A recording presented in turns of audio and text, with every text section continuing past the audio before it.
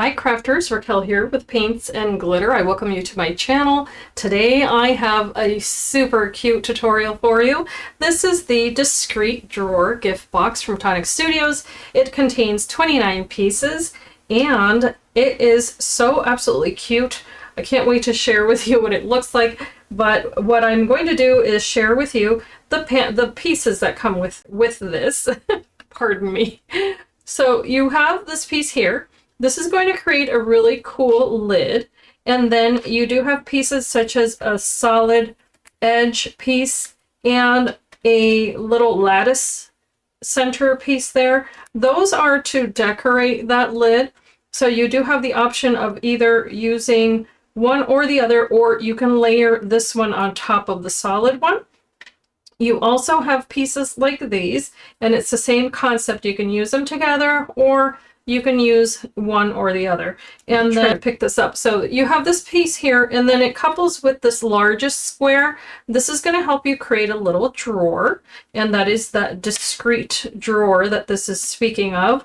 Then you have this piece here, which is really neat. You'll be cutting that out twice, and I'll share with you how that is going to incorporate with that lid, as well as the other pieces here.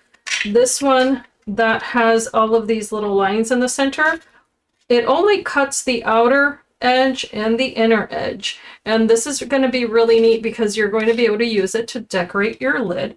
Then these two pieces down here are going to be for the bottom of the box. And then it has this gorgeous panel that you'll see in a moment.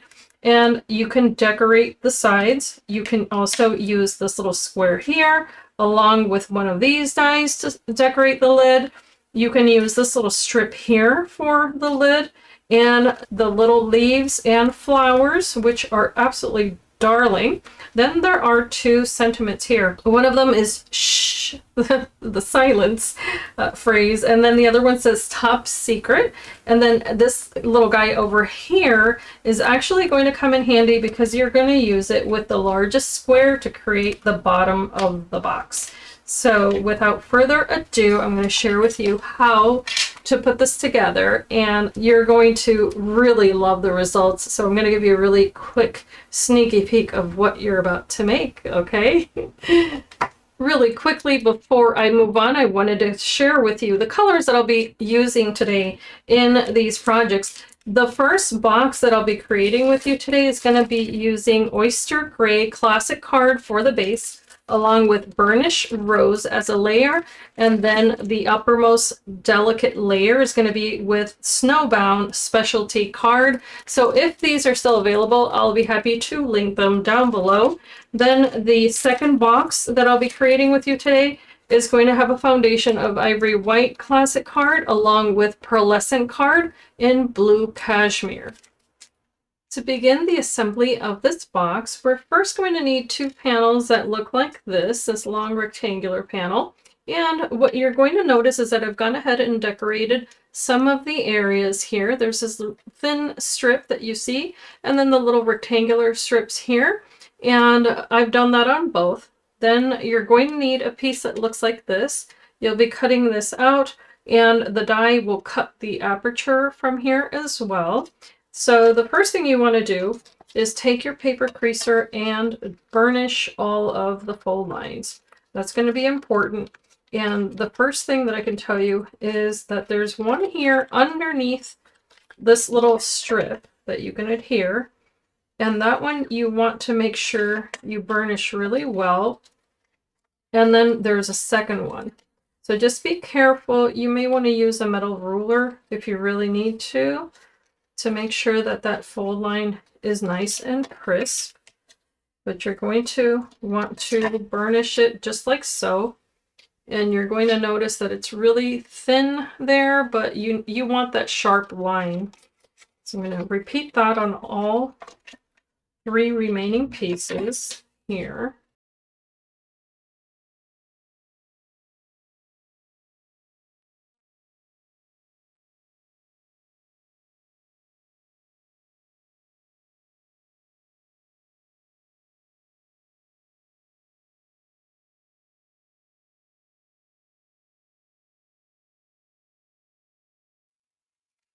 Okay, once you've gotten that prepped, go ahead and apply adhesive on one of these because you're going to overlap them. So you can do it on the back if you're more comfortable doing it so. Like so. Just avoid that fold line that you had burnished, and that's why you want to also do your burnishing first, to have a really clear delineation there.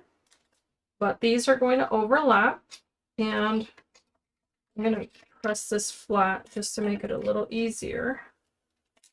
And you want those corners to meet exact end to end.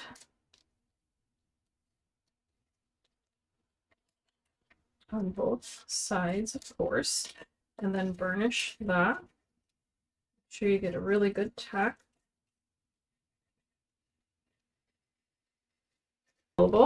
So now we're going to move on to the next little tabs here, and these are the smallest ones.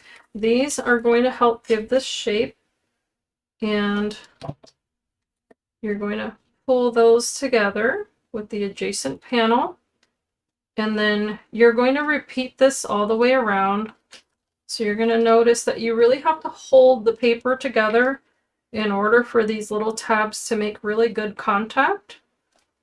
So give it a moment before you move on to the next one, because they'll pull apart just because of the weight of the paper being heavier on this side than it is on that little edge there. So just hold it together as these dry and try to make sure this is nice and accurate end to end. Okay, so I'll be back once all 4 of these are nicely adhered. Once all 4 of these little tabs have been adhered, you start seeing this take shape.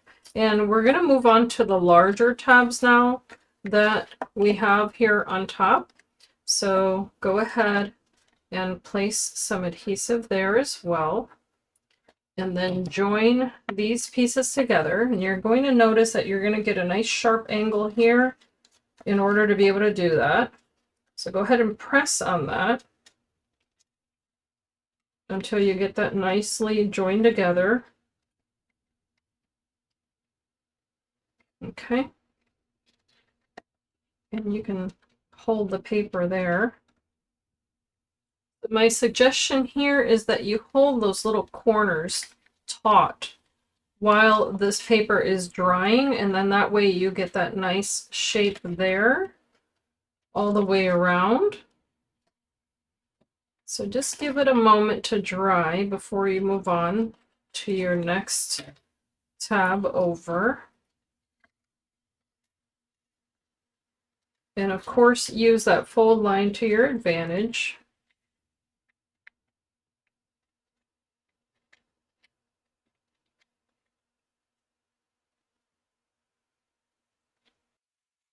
Okay, you're now going to be able to reinforce this with that second square that you cut out. Now mine's doubled up, so that's certainly an option. Just go ahead and glue 2 of them together if you want this to be nice and sturdy.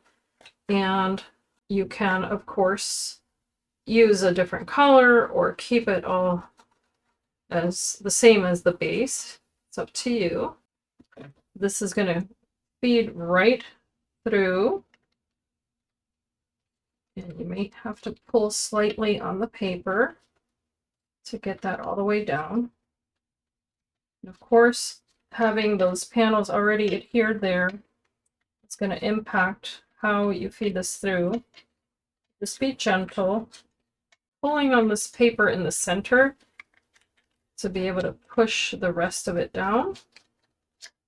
And this is now going to adhere right on top of this lid. Of course, you can use your tool to make it easier if you'd like, just to apply even pressure all around.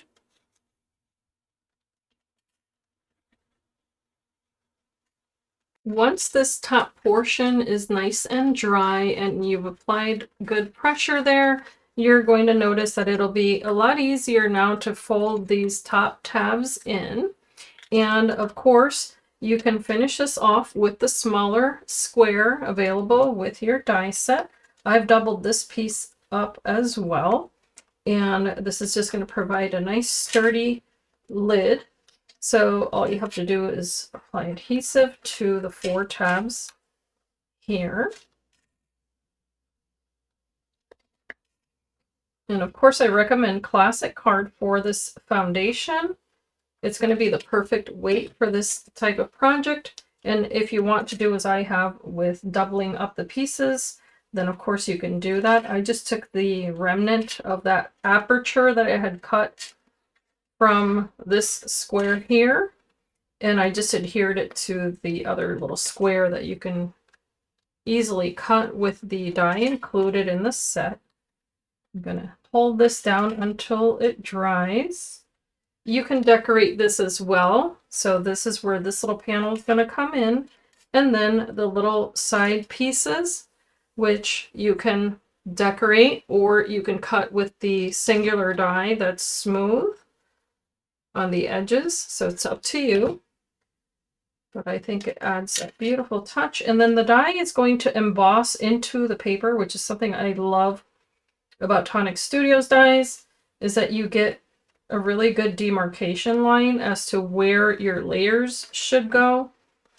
It helps out so that you get a nice even application all the way around.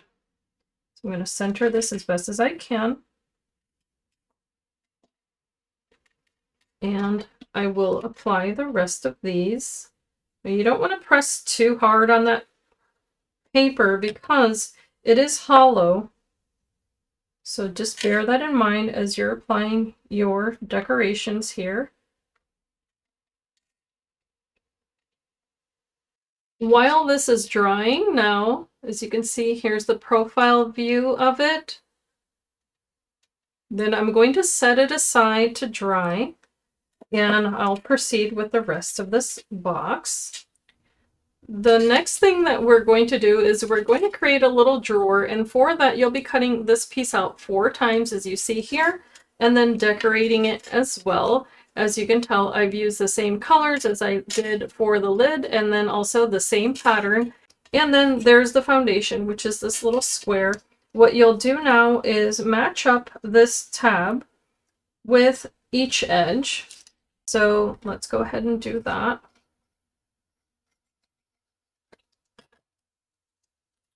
You're just going to line it up and fold over. I like to make sure that the edges meet perfectly here. And of course you can burnish that.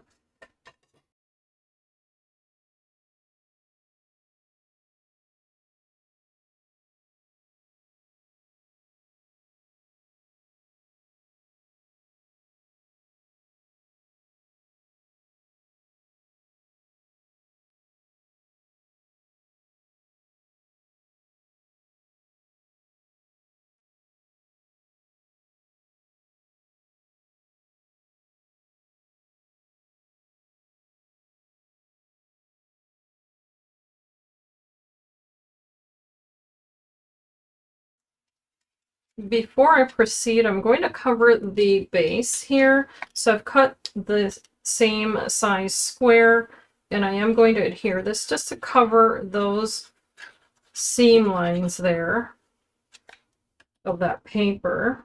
And I'm just going to add this here, just this pretty card.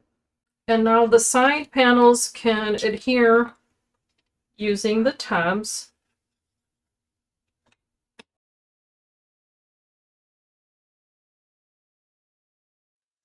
The last side you might want to tuck in before you finish adhering the third edge there. Okay, fold that piece of paper back to add your adhesive.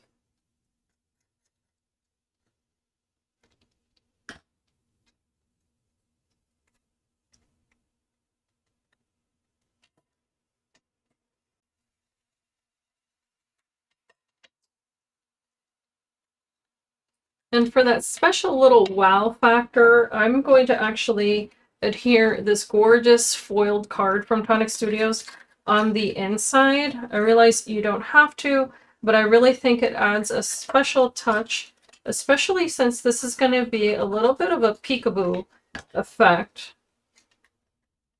So I'm simply going to add these. It's also going to hide the seams from having adhered this little box together.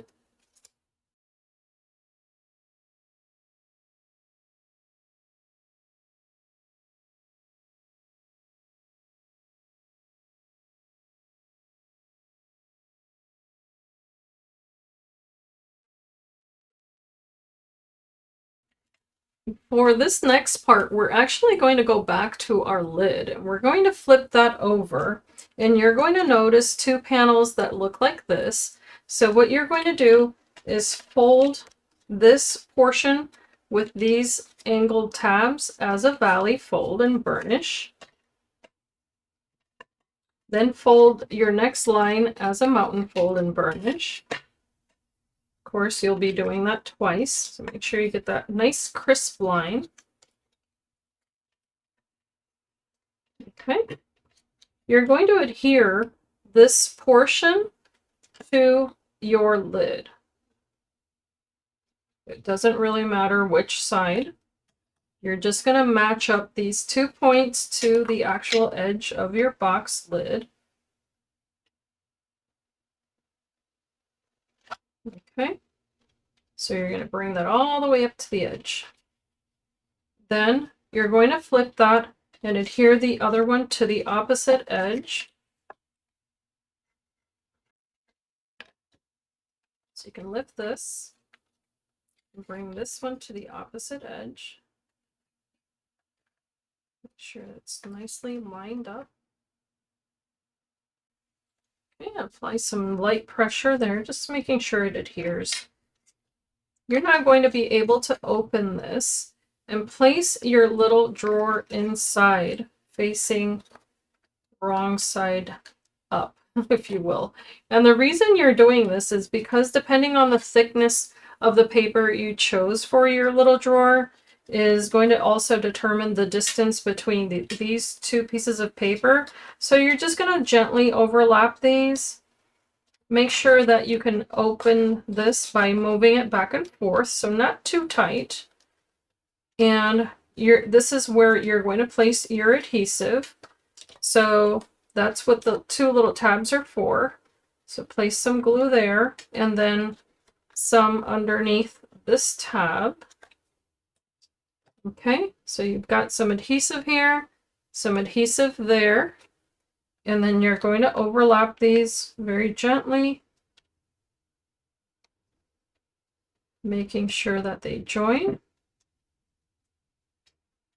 and that you don't have too wide of a gap here, because you do want to make sure that it fits a little bit snug, just not too tight so that you can't open it. Then just apply a little pressure there, making sure you don't get the adhesive on the actual bottom of your little box. If you see that, I can still slide it. Okay, this is now creating a cute little peekaboo drawer there. So let's set that aside and let it dry. For the next part of this construction, we're going to be making the bottom of this box, and you can tell that I am using a different one here. But what you're going to do is adhere 4 panels, as you see here, and what you want to do is make sure that you burnish those pieces to adhere them very nicely together. And what you're seeing here is that for this particular box, what I did is that I just use the simple cut panel that you can use as a layer.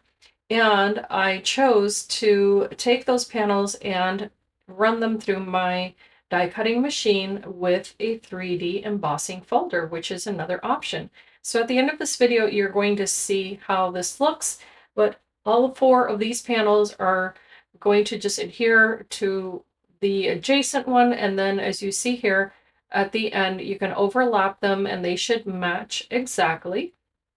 And now you have what's going to be the bottom of this box, but you do have this little fold with a tab, and all of those little tabs need to lean inside of the box, if that makes any sense. But you're going to push the paper down and then make sure that that little tab adheres to the adjacent panel.